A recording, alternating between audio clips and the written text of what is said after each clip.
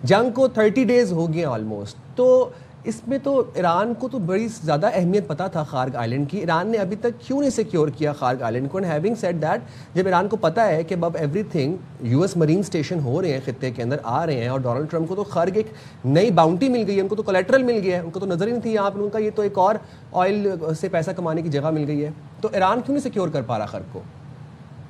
मैं पहले president Trump का एक आपको शौक बता देता हूँ 1988 का, हिस्ट्री से। प्रेसिडेंट ट्रंप ने एक दफा एक आर्टिकल में कांग्रेस को क्रिटिसाइज कहा था कि ये खार्ग आइलैंड 88 में कहा था, उन्होंने कहा था कि खार्ग आइलैंड से ईरानी हमें तंग करते रहे हैं, जब मेरे बस में हुआ और मेरे पर अगर एक गोली चली अमेरिकन पर, मैं पूरे खार्ग आइलैंड को कब्जा कर लूंगा। ये 1988 में प्रेसिडेंट ट्रंप ने कहा था, जब सदर भी नहीं थे, पहली बात। दूसरी, खार्ग आइलैंड पर क्यों नहीं कब्जा कर पा रहे, ये देखिए, ये बहुत सुइसाइडल होगा और बहुत ज्यादा नुकसान होगा, ह्यूमन लॉस अमेरिका का खास तौर पर।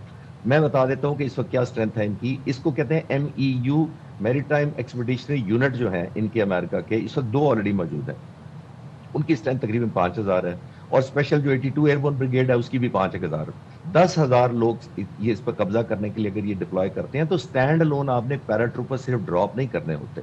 मैं कंपैरिजन कर देता हूं इराक के साथ। इराक पर कब्जा किया था 2003 में अमेरिका ने, और वो तकरीबन चौथा हिस्सा है ईरान का जोग्राफियाई लिहाज से, 1/4 है वो सारे का सारा। इराक जो है वो डेजर्ट है, जबकि ये ऑलमोस्ट 50% माउंटेनियस है। ईरान अपने पूरे रकबे को अगर आप देखें, टेरेन अनइवन है।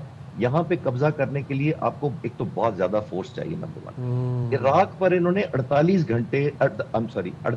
दिन कंटिन्यूस बमबारी की थी। 48 डेज के बाद ये 82 ब्रिगेड उतारा गया था। इतना ज्यादा फ्रेंडली एनवायरनमेंट कर लिया था, रेजिस्टेंस खत्म हो गई थी, डेजर्ट की वजह से इराकी फौजें कहीं छुप नहीं सकती थी। यहाँ पर तो टेरेन फ्रेंडली है to Irani forces.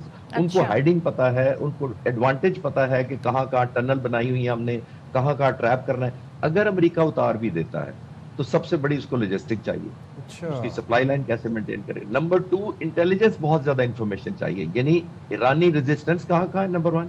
Irani public कहाँ कहाँ से रेजिस्ट करेगी, फिर उनके पास हाइडिंग प्लेसेस ईरानियों की कहाँ है, वो इनको पहले से पता होनी चाहिए। फिर उनको अपनी एयर सपोर्ट पता होनी चाहिए कि एयर सपोर्ट हमें अमेरिकियों को कहाँ कहाँ से मिलेगी, और राशन और ऑब्वियसली फूड तो बाकी बात की बात है। और लैंड माइंस जो है वो भी एक ट्रैप, बड़ा ट्रैप होगा इनके लिए। जी, वो ऑलरेडी ईरान, मैंने सुना है कि वो कोशिश कर रहे हैं कि माइंस भी बिछा दें। और अगर ये माइन बिछा देते हैं, एक और बड़ी इंपॉर्टेंट बात जो हम भूल जाते हैं, स्टेट ऑफ हॉर्मुज के बाद अगर इतना ज्यादा उनके कंफर्ट जोन में है ईरान के ये सारा एरिया, कि जब खार्ग पे अगर ये उतार दिए सोल्जर, तो स्टैंड अलोन क्या करेंगे? उनका नंबर 1 उतार दें, मैं मानता हूं उतर जाएंगे वहां पे। उतरने के बाद आपका क्या पर्पज है?